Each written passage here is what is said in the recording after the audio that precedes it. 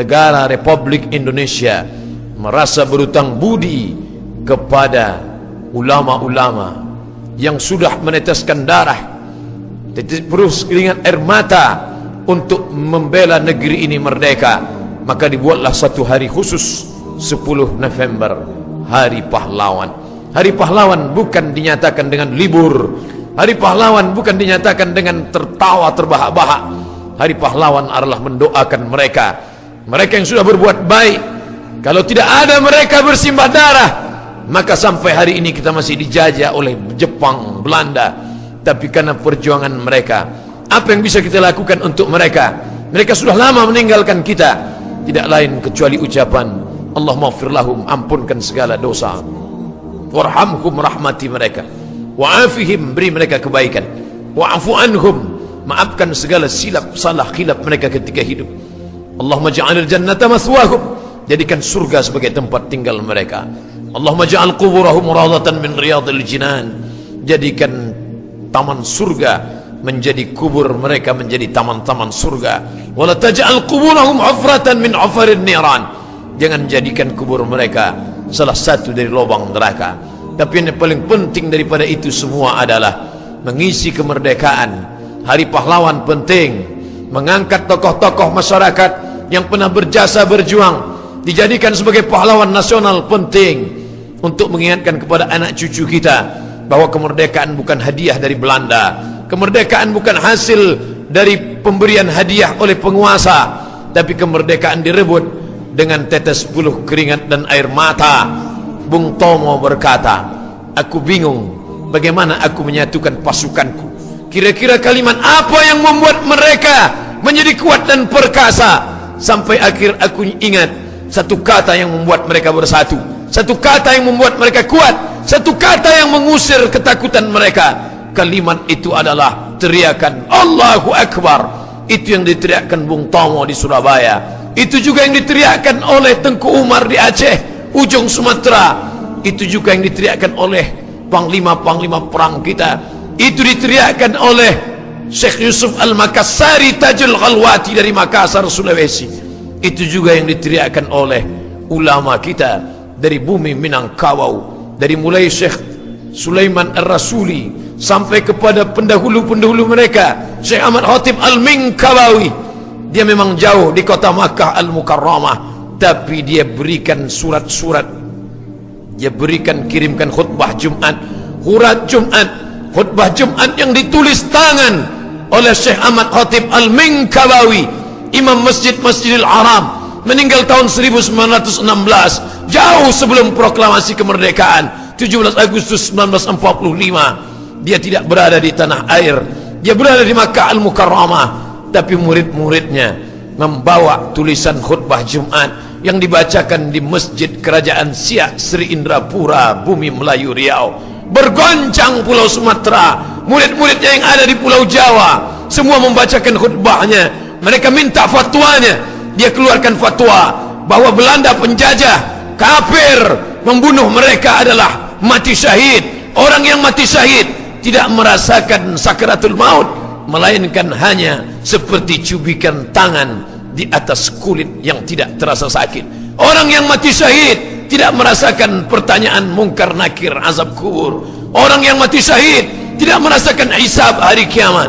Orang yang mati syahid langsung masuk ke dalam surga, dinantikan oleh kenikmatan surga. A'adatu li'ibadiyas salihin, aku siapkan untuk hamba-hambaku yang saleh, mala a'yunun ra'at, tak pernah dilihat mata, wala udhunun sami'at, tak pernah didengar telinga, wala khatara ala qalbi bashar, tak pernah terlintas di hati manusia. Itu yang membuat mereka rela berkorban harta dan nyawa, karena mereka sudah memandang surga di pelupuk mata. Katanya mati itu sakit, katanya mati itu mengerikan, tapi mengapa mereka mati dalam keadaan tersenyum? Karena mereka adalah syahid. Syahid mengandung makna dua. Syahid berarti masyhud, disaksikan, karena kematian mereka disaksikan oleh para malaikat. Berbondong-bondong malaikat menyaksikan kematian, naik ruhnya ke langit, disambut oleh para malaikat. Inilah orang yang masyhur di langit, walaupun penduduk bumi tak pernah menyebut namanya. Mereka diartikan sebagai syahid Syahid artinya menyaksikan. Mereka disaksikan karena disaksikan malaikat. Mengapa mereka disebut menyaksikan? Karena malaikat mengepakkan sayapnya sebelum nyawa keluar dari jasad. Mata mereka sudah menyaksikan tempat mereka di dalam surga. Maka mereka tersenyum. Sakit mati itu tidak. Bagi mereka ada yang lebih nikmat, yaitu kematian sebagai seorang syahid. Sampai ketika mereka mengatakan mati, mati mereka, Allah melarang, wala taqulu liman yuqtalu fi sabilillahi amwat. Jangan kau katakan mereka mati, bal ahya, mereka hidup, walakin la tash'urun, kalian yang tak sanggup merasakan kehidupan mereka. Al hayatu fi zilalil Quran ni'mah. Begitu dituliskan di muqaddimah tafsir fi zilalil Quran. Hidup di bawah naungan Al-Quran nikmat. La ya'rifuha illa man zaqaha. Tidak ada yang bisa merasakannya kecuali orang-orang yang pernah mengetahui dengan rasa. Setiap rasa diungkapkan dengan kata, tapi kata tak pernah bisa mewakili rasa. Rasa itu hanya bisa dirasakan oleh mereka. Kasihankah kita pada mereka? Tak perlu. Yang kita kasihani adalah diri kita yang sudah lama ditinggalkan oleh penjajah, tapi masih lagi oleh terjajah ekonomi, terjajah pendidikan. Semangat jihad kita tumbuhkan dengan membangun sekolah-sekolah Islam. Kata jihad bukan teroris, kata jihad bukan membenci musuh, kata jihad bukan membenci orang yang berbeda agama dengan kita. Mereka saudara kita sebangsa, sama-sama di bawah naungan NKRI, Negara Kesatuan Republik Indonesia. Tapi kata jihad adalah jihad melawan kemiskinan, jihad melawan kebodohan. Kada al-faqru ayyakuna kufran. Hampir saja kefakiran membuat orang menjadi kafir. Yang hartanya banyak, bantulah anak-anak yatim, sekolahkan mereka. Yang ada tanah kosong tapi tidak mampu membangun lokal, ada yang bisa memberikan kosen pintu, ada yang bisa memberikan semen, ada yang bisa memberikan, maka berikanlah. Wa anfiqu, berinfaklah, wa anfiqu bersedekahlah, wa anfiqu berzakatlah. Bangun anak-anak bangsa dari kejahilan dan kebodohan. Teriakan Allahu Akbar menggetarkan. Teriakan para alim ulama ustaz ramai berkumpul di tanah lapang menggetarkan. Tapi apa yang terjadi setelah getaran itu hilang? Apakah cukup sekedar tablik akbar? Apakah cukup sekedar khutbah Jumat?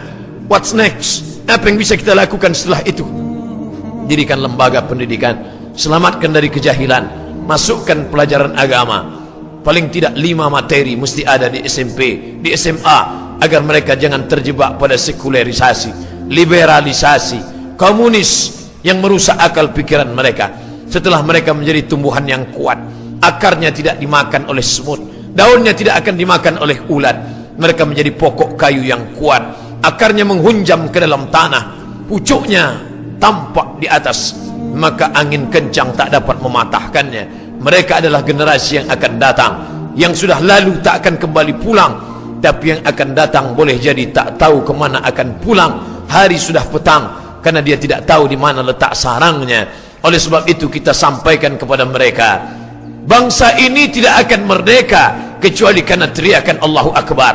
Pendiri-pendiri negeri ini merasa berutang budi, maka mereka tulis di muqaddimah Undang-Undang Dasar 1945, atas berkat rahmat Allah.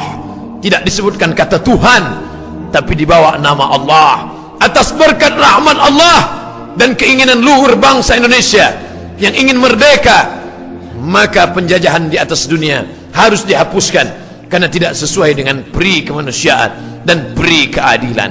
Ini adalah spirit agama Islam. Walaupun agama lain ikut berkontribusi, tapi anak-anak bangsa ini harus disadarkan supaya dia isi dengan nikmat besar, diisi dengan syukur kepada Allah, bukan dengan khamar, bukan dengan narkoba, bukan dengan zina, tapi kembali menghidupkan masjid, menjaga diri daripada zina.